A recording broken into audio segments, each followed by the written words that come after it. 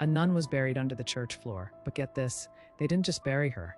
They chained her coffin shut. Not with one chain, but 3 huge, solid chains. Now you have to ask, why? What were they so afraid of? The things that happened in that old church. They never tell you about this stuff. It's wild. This all went down right at the start of the 1900s. In a Catholic church, everything seemed normal.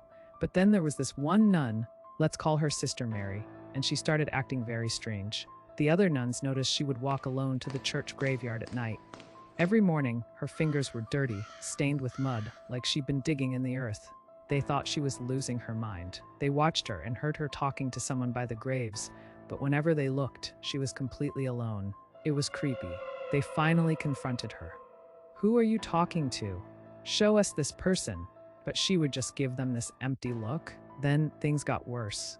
People started hearing voices in the church itself, whispers coming from the walls. Everyone was terrified, except for Sister Mary. She seemed calm. The priest decided she must be possessed. They had to perform an exorcism. The first priest who tried went into the room and came out unable to speak or hear. He stayed that way until he died.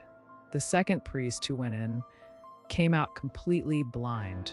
After that, no one was brave enough to try again. I mean, if they asked you to go in there, would you? I know I wouldn't. I'd be gone. They finally managed to calm the nun down for a while, but the peace didn't last. 2 years later, other nuns began having visions. They saw the buried nun in their dreams, begging them, "Come and get me out. I need to answer the call." It got so bad that the church dug up the grave. They buried the coffin even deeper and sealed it.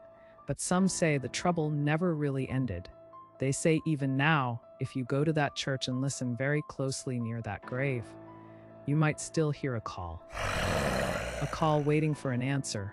So what do you think? If you were there, would you be the one to answer it? If your faith is that strong, let me know in the comments.